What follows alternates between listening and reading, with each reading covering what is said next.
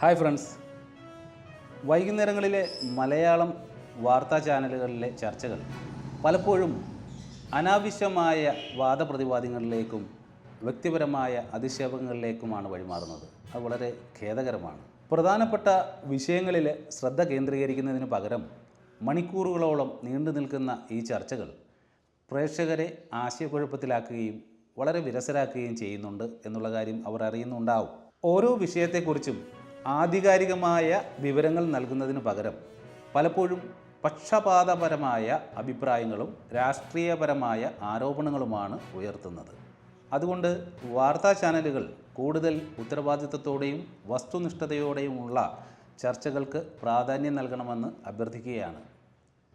സമയവും ഊർജവും ലാഭിച്ച് ജനങ്ങൾക്ക് ഉപകാരപ്രദമായ വിവരങ്ങൾ നൽകുന്ന ഒരു മാതൃകയിലേക്ക് മാറാൻ ചാനലുകൾ ഇനിയെങ്കിലും തയ്യാറാകണം. പ്രിയമുള്ളവരെ, കഴിഞ്ഞ ദിവസമുണ്ടായ കാശ്മീരിലെ പെഹൽഗാം ഭീകരാക്രമണം നമ്മളുടെ എല്ലാം ഹൃദയത്തിൽ ഒരു കറുത്ത പാടായി അവശേഷിക്കുകയാണ്. പ്രകൃതിയുടെ ശാന്തതയും സൗന്ദര്യവും നിറഞ്ഞു നിന്ന പെഹൽഗാമിൽ വിനോദനത്തിനായി എത്തിയവരെയും സ്വന്തം മണ്ണിൽ ജീവിക്കുന്ന സാധാരണക്കാരെയും ലക്ഷ്യമിട്ടുള്ള ഈ കിരാതകൃത്യം മനുഷ്യരാശിക്കെതിരായ വെല്ലുവിളിയാണ്. ഈ ദാരുണ സംഭവത്തിൽ ജീവൻ നഷ്ടപ്പെട്ടവരുടെ ഓർമ്മയ്ക്ക് മുന്നിൽ ഞാൻ ശിരസ് നമിക്കുകയാണ്. അവരുടെ കുടുംബാംഗങ്ങളുടെ തീരാ ദുഃഖത്തിൽ ഞാനും പങ്കുചേരുന്നു. പരിക്കേറ്റവരെല്ലാം തന്നെ എത്രയും പെട്ടെന്ന് പൂർണ്ണമായി ആരോഗ്യത്തോടെ ജീവിതത്തിലേക്ക് മടങ്ങി വരട്ടെ എന്ന് ഞാൻ പ്രാർത്ഥിക്കുകയാണ്. ഈ ഭീകരാക്രമണം കേവലം ഒരു ഒറ്റപ്പെട്ട സംഭവമായി നമുക്ക് തള്ളിക്കളയാനാവില്ല.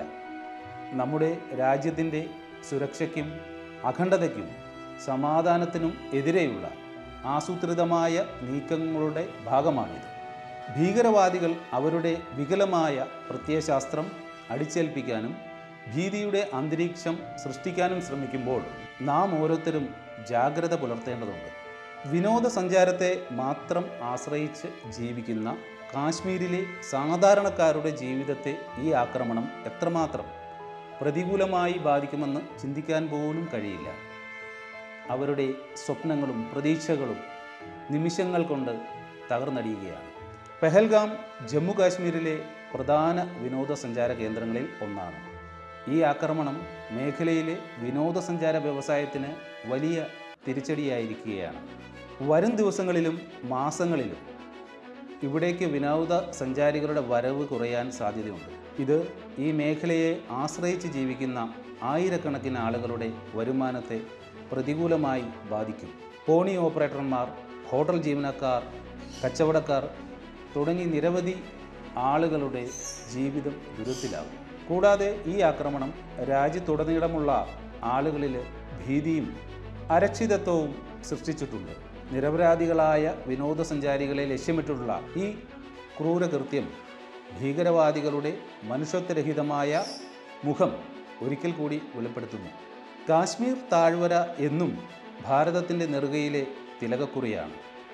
അതിൻ്റെ പ്രകൃതി രമണീയതയും സാംസ്കാരിക വൈവിധ്യവും ലോകമെമ്പാടുമുള്ള വിനോദസഞ്ചാരികളെ ആകർഷിക്കുന്നു. എന്നാൽ ദശകങ്ങളായി തുടരുന്ന ഭീകരവാദത്തിൻ്റെ കെടുതികൾ ഈ പ്രദേശത്തിൻ്റെ വളർച്ചയ്ക്ക് തടസ്സമുണ്ടാക്കുകയാണ് ചെയ്യുന്നത്. നിരപരാധികളുടെ ജീവൻ അപഹരിക്കുകയും നാശനഷ്ടങ്ങൾ വരുത്തുകയും ചെയ്യുന്ന ഇത്തരം ആക്രമണങ്ങൾ ഒരു തരത്തിലും ന്യായീകരിക്കാനാവില്ല. ഭീകരവാദത്തിൻ്റെ വേരുകൾ നമ്മുടെ സമൂഹത്തിൽ നിന്ന് പൂർണ്ണമായും പിഴുതെറിയേണ്ടത് അനിവാര്യമാണ്. അതിർത്തി കടന്നുള്ള ഭീകരവാദവും അതിനെ പിന്തുണയ്ക്കുന്ന ശക്തികളും നമ്മുടെ രാജ്യത്തിന് ഗുരുതരമായ ഭീഷണിയാണ് ഉയർത്തുന്നത്. ഇവർക്ക് സാമ്പത്തികവും സൈനികവുമായ സഹായം നൽകുന്നവരെയും പ്രോത്സാഹിപ്പിക്കുന്നവരെയും നാം തിരിച്ചറിയുകയും ഒറ്റപ്പെടുത്തുകയും ചെയ്യേണ്ടതുണ്ട്.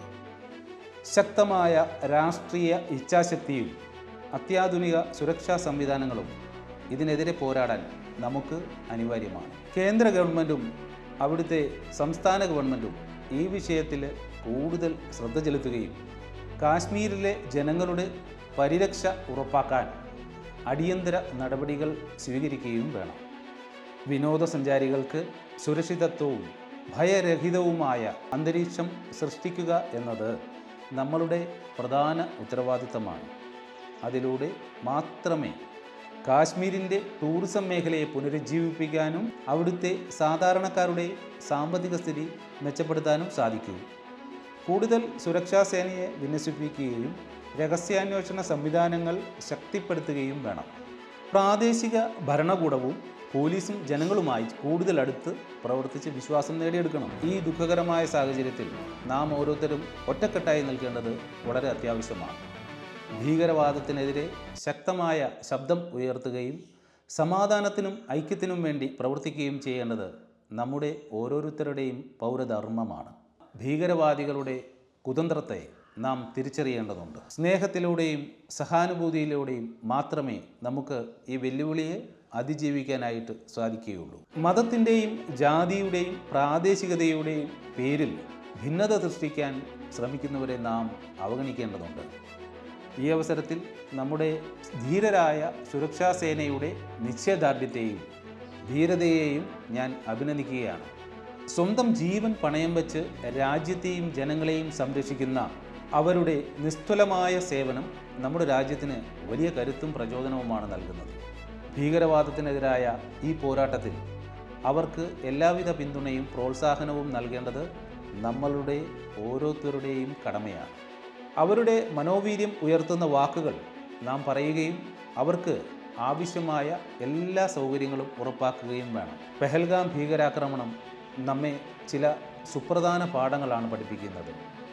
ഒന്നാമതായി, ഭീകരവാദം നമ്മളുടെ രാജ്യത്തിന് ഒരു വലിയ ഭീഷണിയാണെന്നും അതിനെതിരെ ഒറ്റക്കെട്ടായി പോരാടേണ്ടത് അനിവാര്യമാണെന്നും ഈ സംഭവം നമ്മളെ ഓർമ്മിപ്പിക്കുകയാണ്.